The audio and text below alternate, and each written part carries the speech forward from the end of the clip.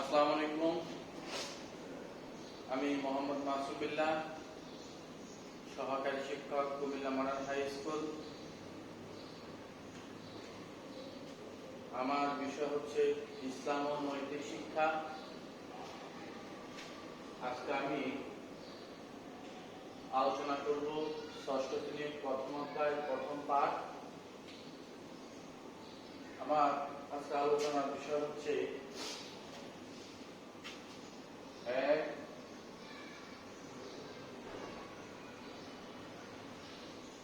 আকাইদ, 2 তাওহীদ, 3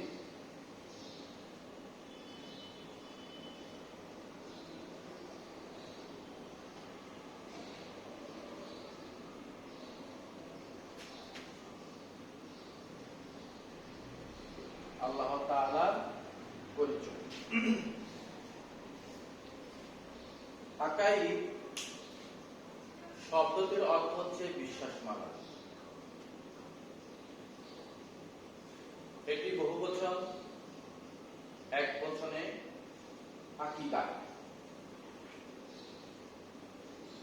আকাইদ শব্দের একবচন হচ্ছে আকিদা, যার অর্থ হচ্ছে বিশ্বাস। আমরা এই বিশ্বাস শব্দের অর্থ আরেকটা পাই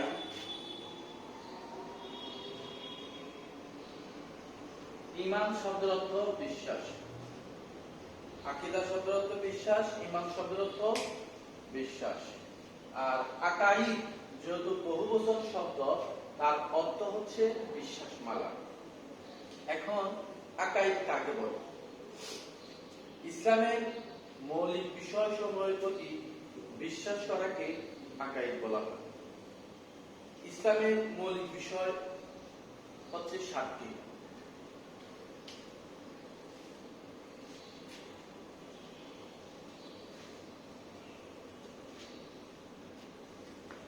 এক হচ্ছে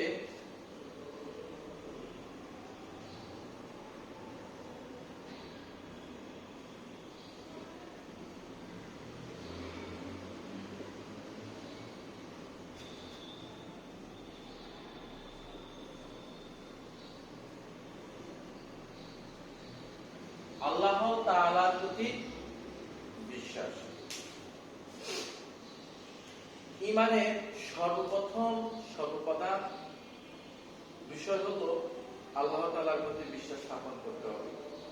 আল্লাহ তাআলা এক ও অদ্বিতীয়, তার কোনো শরীক নেই। তিনি সবকিছু সৃষ্টি করেছেন। তিনি রক্ষাকর্তা, পালনকর্তা, রিজিকদাতা, শান্তিদাতা ইত্যাদি। আল্লাহ তাআলাকে কেউ জন্ম দেয়নি, তিনিও কাউকে জন্ম দেননি। তার সাথে শিরক করা যাবে না, সমস্ত ইবাদত তারই জন্য। অতএব আল্লাহ তাআলার প্রতি বিশ্বাস স্থাপন করতে হবে। 2 হচ্ছে ফেরেশতাগণের প্রতি বিশ্বাস।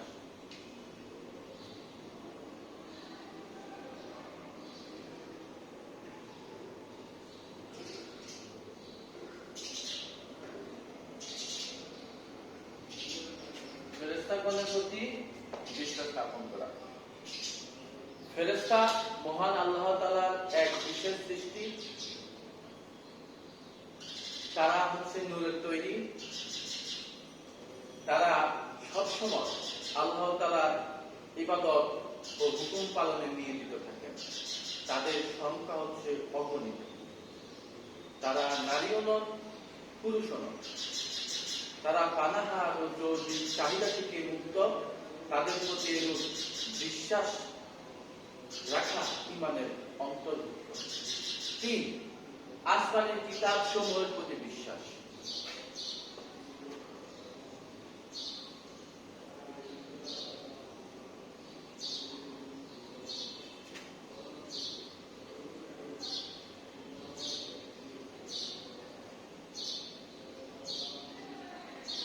আসমানি কিতাব সমূহের প্রতি বিশ্বাস। আল্লাহ তাআলা বানিয়েছে আসমানি কিতাব সমূহ, এগুলোর মাধ্যমে আল্লাহ তাআলা মানুষকে নিজ পরিচয় প্রদান করেছেন,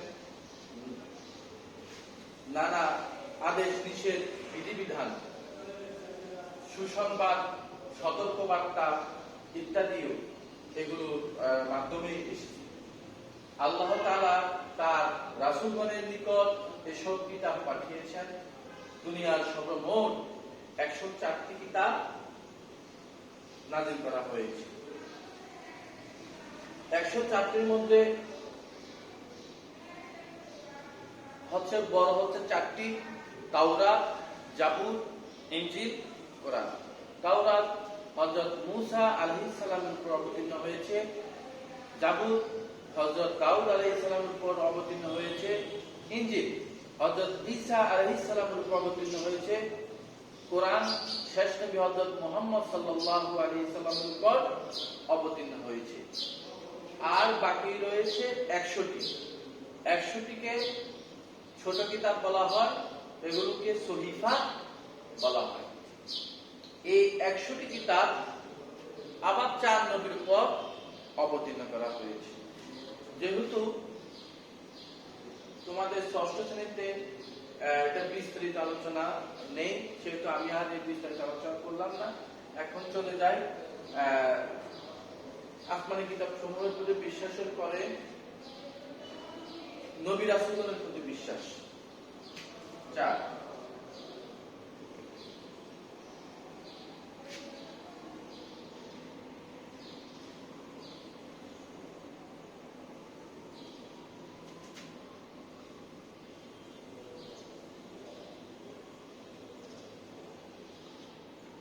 নবী রাসূলগণের প্রতি বিশ্বাস। মানবজাতির হেদায়েতের জন্য আল্লাহ তাআলা যুগে যুগে নবী রাসূল প্রেরণ করেছেন। নবী রাসূলগণ ছিলেন আল্লাহ তাআলার মনোনীত বান্দা। সকল সৃষ্টির মধ্যে তারাই সর্বোচ্চ মর্যাদার অধিকারী। তারা ছিলেন নিষ্পাপ। আল্লাহ তাআলার নির্দেশে তারা মানবজাতিকে মহান আল্লাহর পথে ডেকেছেন, সত্য ও ন্যায়ের পথ দেখিয়েছেন, ইহ পরকালের শান্তি ও মুক্তি দিক নির্দেশনা প্রদান করেছেন। নবী রাসূলগণের প্রতি এরূপ বিশ্বাস রাখা ঈমানের অত্যন্ত গুরুত্বপূর্ণ বিষয়। তারপর হচ্ছে আখিরাতে বিশ্বাস। 5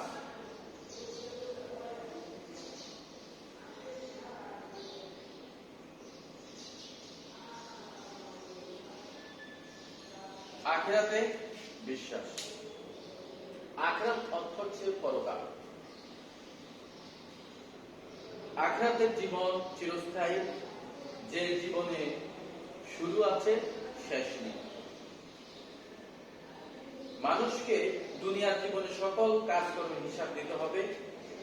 আখিরাতের কয়েকটি পর্যায় রয়েছে, তার মধ্যে কবর, হাসর, মিজান, সিরাত, জান্নাত, জাহান্নাম ইত্যাদি হচ্ছে আখিরাতের স্তর।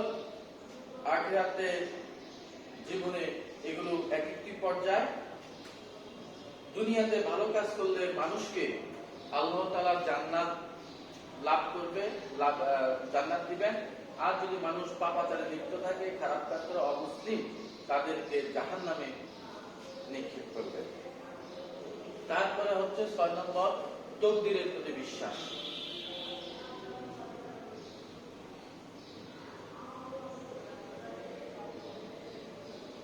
তাকদীরে বিশ্বাস। তাকদীর শব্দের অর্থ হচ্ছে নির্ধারণ, পরিমাণ, ভাগ্য, নিয়তি। আল্লাহ তাআলা মানুষের তাকদীরের নিয়ন্ত্রক। তিনি তাকদীরের ভালো মন্দ নির্ধারণকারী। মানুষ যা চায় তাই করতে পারে না, বরং মানুষ শুধু নিজ কাজের জন্য চেষ্টা সাধনা করবে। যদি চেষ্টা সাধনা করে তার ফল যদি নাও পায়, সে হতাশ হবে না। আর চেষ্টা করার পরে সে যদি সফল হয়, তাও সে খুশিতে আত্মহারা হবে না। অতএব তাকদীরের ভালো মন্দ নির্ধারক আল্লাহ তাআলা। আল্লাহ তাআলার হাতে তকদির, আমাদেরকে মনে প্রাণে বিশ্বাস স্থাপন করতে হবে। 7 হচ্ছে মৃত্যুর পর আবার জীবিত করা হবে, এর প্রতি বিশ্বাস স্থাপন করা।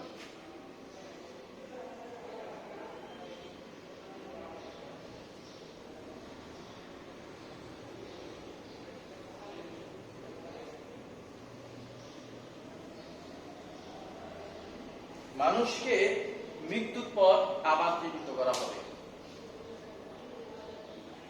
দুনিয়ার মানুষের জীবন 2 ভাগে বিভক্ত। একটি হচ্ছে ইহকাল, অন্যটি হচ্ছে পরকাল। ইহকাল মানে দুনিয়ার জীবন, পরকাল হলো আখিরাতের জীবন। আল্লাহ তাআলা মানুষের মৃত্যুর পর আবার জীবিত করবেন। সে সময় সকল মানুষ হাসরের ময়দানে একত্রিত হবে। আল্লাহ তাআলা সেদিন বিচারক হিসেবে মানুষের সকল কাজের হিসাব নেবেন, অথবা মানুষকে তার ভালো কাজের জন্য পুরস্কার স্বরূপ জান্নাত দেবেন, আর খারাপ কাজের জন্য জাহান্নামে দেবেন। তারপরে এই হচ্ছে আমাদের আকায়েদের যে 7টি মৌলিক বিষয়, এই মৌলিক বিষয়। তারপরে আমরা আসি তাওহীদ। তাওহীদ শব্দটি আরবি শব্দ, এর অর্থ হচ্ছে একাত্মবাদ। আল্লাহ তাআলা এক ও অদ্বিতীয় সত্তা হিসেবে বিশ্বাস স্থাপন করাকে তাওহীদ বলে। আল্লাহ তাআলা একমাত্র সৃষ্টিকর্তা, রিজিকদাতা, পালনকর্তা, তিনি ব্যতীত ইবাদতযোগ্য কেউ নেই। তিনি হলেন একমাত্র ইলাহ, এর প্রতি বিশ্বাস স্থাপন করা আবশ্যক। আমাদের চারপাশে আমরা নানা জিনিস দেখতে পাই, সুন্দর সুন্দর ফুল, ফল, গাছপালা ইত্যাদি। এছাড়া রয়েছে নদী, নালা, পাহাড়, পর্বত, বন, জঙ্গল, সাগর, মহাসাগর, আরো আছে বিশাল আকাশ, চন্দ্র, সূর্য, নক্ষত্র ইত্যাদি। আমরা খালি চোখে দেখতে পাই না এমন অনেক বস্তু রয়েছে। আমরা দেখি নাই অনেক প্রাণীও রয়েছে। সবকিছুই সৃষ্টি জগতের অন্তর্গত। এগুলো সৃষ্টিকর্তা ছাড়া নিজ থেকে সৃষ্টি হয়নি। এগুলো সব কিছু সৃষ্টি করেছেন আল্লাহ তাআলা। এই আল্লাহ তাআলার একত্ববাদে বিশ্বাস আকায়েদের গুরুত্বপূর্ণ বিষয়। ঈমান ইসলামের মূল ভিত্তি হচ্ছে তাওহীদ। তাওহীদ বিশ্বাস না করলে কেউ মুমিন হতে পারবে না। তারপরে আমরা আসি আল্লাহ তাআলার পরিচয়। আল্লাহ তাআলা এক ও অদ্বিতীয়, তিনি ছাড়া আর কোনো মাবুদ নেই। তিনি একমাত্র ইবাদতের যোগ্য, আমরা তারই ইবাদত করব। আমরা মহান আল্লাহ তাআলা একক সত্তা, তার সমকক্ষ কেউ নন। তিনি কারো সন্তান নন, তিনি কাউকে জন্ম দেননি এবং কেউ তাকে জন্ম দেয়নি। গুণাবলীর দিক থেকে মহান আল্লাহ তাআলা অদ্বিতীয়, তিনি সকল গুণের আধার, তিনি চিরস্থায়ী, চিরঞ্জীব, শাশ্বত, সত্য, তিনি সৃষ্টিকর্তা, রক্ষাকর্তা, পালনকর্তা, শান্তিদাতা ইত্যাদি। লা শারীক, তার সমকক্ষ কেউ নেই, তার গুণাবলীর সাথে কোনো তুলনা করা যায় না। তার তুলনা একমাত্র তিনি নিজেই। তারপরে আমরা পাঠ 2 নিয়ে আলোচনা করব।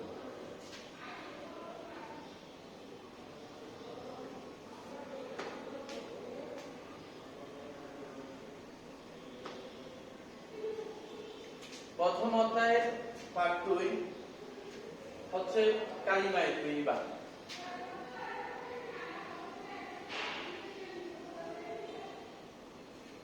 কালিমা তৈয়্যিবা।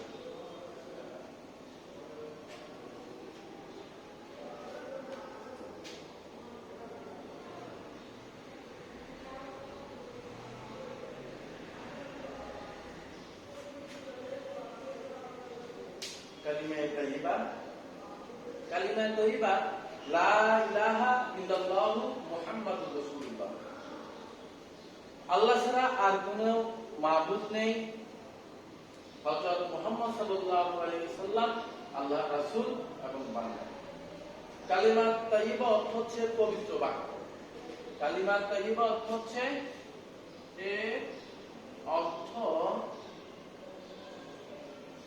পবিত্র বাক্য। কালিমা তাইয়্যিবা অর্থ হচ্ছে পবিত্র বাক্য। এটি তাওহীদ, ঈমান, ইসলামের মূল ভিত্তি।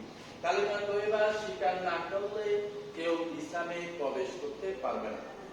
এর অংশ হচ্ছে দুটি, একটা হচ্ছে লা ইলাহা ইল্লাল্লাহ, অন্যটি হচ্ছে মুহাম্মাদুর রাসূলুল্লাহ। লা ইলাহা ইল্লাল্লাহ, আল্লাহ ছাড়া আর কোনো মাবুদ নেই, অর্থাৎ পৃথিবীতে ইলাহ ও ইবাদতের যোগ্য একমাত্র আল্লাহ তাআলা, তিনি ব্যতীত আর কোনো উপাস্য নেই। চন্দ্র, সূর্য, তারকাবাজি, পাহাড় পর্বত, নদী নালা, বাঘ, সিংহ, রাজা, বাদশাহ কেউ ইবাদতের যোগ্য নন। বরং এসবের সৃষ্টিকর্তা আল্লাহ তাআলা হলেন একমাত্র মাবুদ, আর তাকে ছাড়া আর কারো ইবাদত বা উপাসনা করা যাবে না, এমনকি তার ইবাদতের অন্য কেউ কাউকে শরীক করা যাবে না। আরবিতে লা ইলাহা ইল্লাল্লাহ শব্দের অর্থে কোনো ইলাহ নেই। ইল্লাল্লাহ অর্থে আল্লাহ ছাড়া। তাহলে আল্লাহ লা ইলাহা ইল্লাল্লাহ, আল্লাহ ছাড়া কোনো মাবুদ নেই। লা ইলাহা, আমাদের প্রিয় নবী হযরত মুহাম্মদ সাল্লাল্লাহু আলাইহি ওয়াসাল্লাম যখন পবিত্র মক্কা নগরী বিজয় করলেন, তখন তিনি এই তাওহীদের মানুষকে, মক্কা নগরীর মানুষকে তাওহীদের দাওয়াত দেন।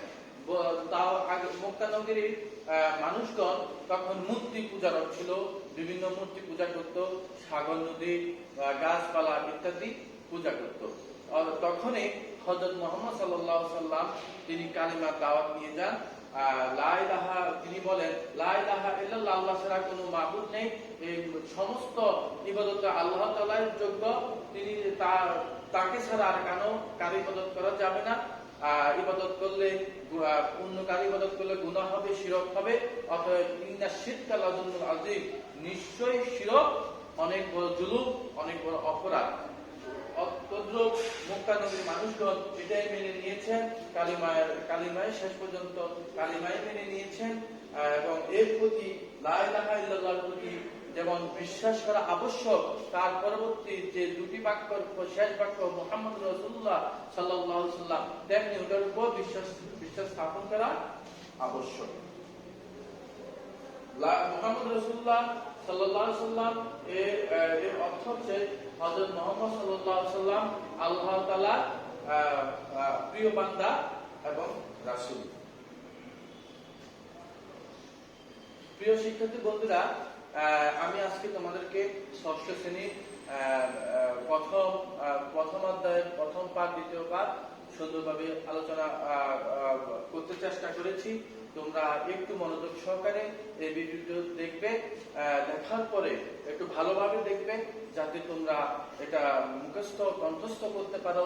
পরবর্তীতে তোমরা বই দেখে যদি আরেকটু তোমরা করে নাও, আমার মনে হয় তোমরা ভালো করতে পারবে।